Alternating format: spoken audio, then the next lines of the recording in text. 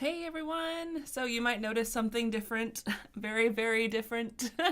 Yes, I cut my hair off. I cut about 14 inches of my hair off and I donated it to Wigs for Kids because it has been getting so ridiculously long that it was just becoming a tangled mess every time I turned around. So I literally put it in two braids and cut the braids off, and here we are.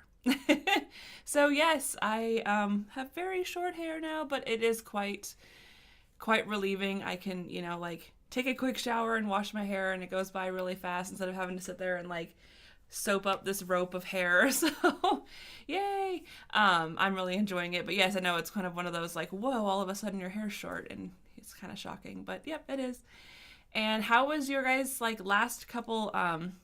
I guess like it was probably like around 10 days or so of October. Did you guys find that the chanting was very helpful for you? Did you find that it was kind of not helpful for you? Did you find it distracting? Let me know in the comments below.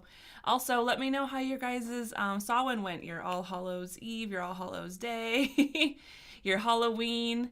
We have a tradition every year where we watch Young Frankenstein and we handed out candy, and it was a lot of fun. Had a lot of little kids and their cute little costumes, and I don't know, I love it. I love seeing all the little smiles on their faces when you give them candy, or when their tiny hands grab like 15 out of the bowl. You're like, how do you grab that many? But I just let them have it anyway because I'm like, you know what? I don't need it all here. So, yay, yeah. I wanted to let you guys know how it went for me doing the chanting. I told you guys before that I do some chanting when I meditate, but this time it was much more, what's the word I'm looking for? It was like almost like my focus was stronger in the meditation, if that makes sense. It was like I was able to like hold the energy a little bit longer, and it kind of gave that left brain something to do while the right brain is more open and the pineal gland's opening and all those things. So I found it actually a bit easier to stay in a meditation and have less of those little thoughts that come in like, what am I going to do for dinner tonight? Or did I do this? Or did I do that? So for me, I found the chanting very helpful for that. And also there are different deities that I work with that I will use their chants if I feel like I'm really struggling with something that they can help with.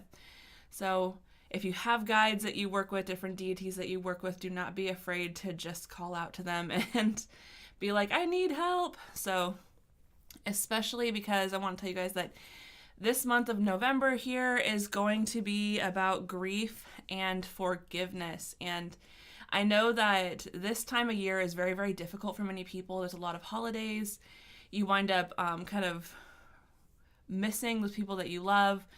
Like things of the past kind of resurface during these times as well. And so it can be a very, very difficult time of year for many, many people. And so that's why I'm choosing grief and forgiveness this month. And our crystal of the month, you guys, is going to be an Apache tear or Apache tears. You can use as many as you want. This one's kind of cool. It almost looks like a tooth, doesn't it? But this is actually a form of volcanic glass. It is obsidian. It's an obsidian glass, and these are actually found in the southwestern regions of the United States mainly, and they are known or said to be helpful for the person who is grieving or going through something that is sorrowful and hard to deal with. It says that the Apache tears absorb that grief and help you release it a little bit easier. I've also heard different tales that, these are the tears that the Apache women had cried for their men, and I've heard many different stories. I couldn't tell you which one is legitimately like the most closest to the truth, but these are a form of volcanic glass. So I'm not sure if I can really show you guys how transparent it is. If I hold it up into the light, I can see it's more transparent towards the bottom. It almost has a look of like a really dark, smoky quartz. And sometimes you might find them where they're not as translucent. It just is a really hard ball of glass and you can't really see through it. But this is our crystal of the month, and it's going to be very, very helpful for grief and forgiveness. So it's It's a topic that, it's a big one, right? I mean, we all have something that we're going through. We all have someone or something that we've lost. And there really is no judgment on your grief and your sorrow and how long it takes you to forgive, if you ever forgive. I want to start like all of this out by really saying, do not judge yourself through this. Don't go, oh, well, I should have let that go, or it doesn't seem like a big deal, whatever. I'm just being a child, blah, blah, blah. Like, don't be down on yourself when you're going through this kind of subject. It's a lot to deal with, right? I mean, grief is not something that it's just like, they say there's like, 12 steps, but those steps never go in order, or it's like 8 steps. I don't know. There's some steps, right? Of grief. And, you can wind up bouncing through all of them at different times, for whatever, it's very, very, it's a very, very personalized process. And I just want to say, if you need help, do not be afraid to call out to somebody.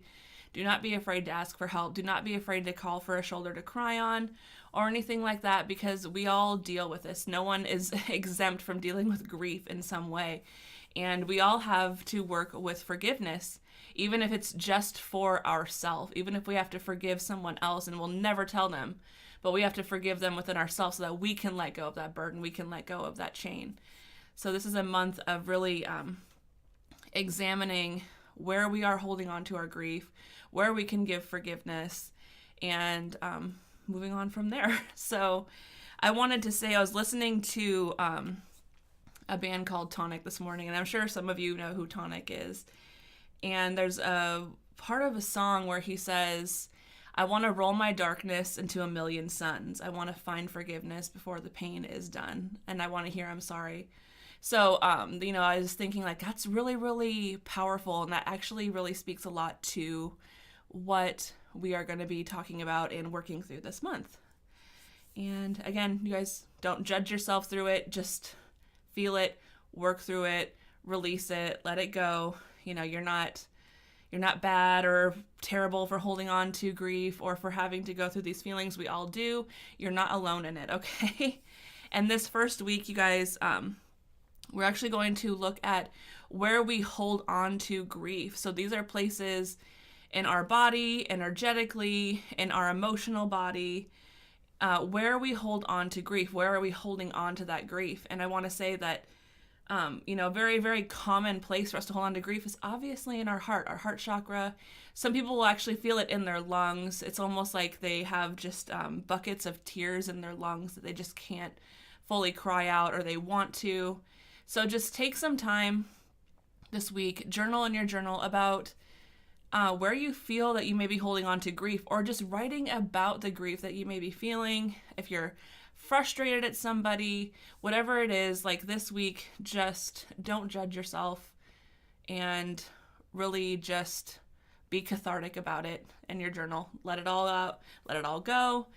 And again, if you need someone to talk to or you need some help, do not be afraid to reach out. People are always available. There's hotlines you can call. There's friends, family. Some people will even like go to shelters and they'll just go talk to dogs and cats, and just, it's like sometimes you just want to be able to get things out, but you don't need to like have the responses back. You just need to be able to let things go.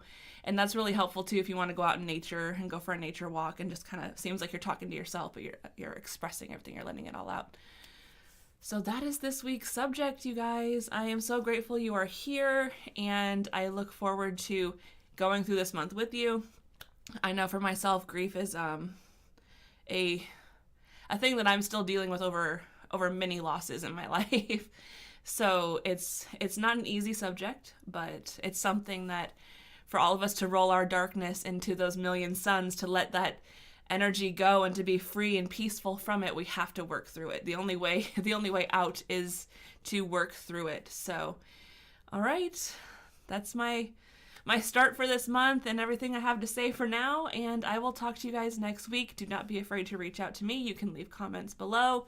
You can reach me at my Gmail, greenlightmessages@gmail.com. My website, greenlightmessages.com. You guys are always welcome to reach out to me, and I will talk to you guys later. Bye.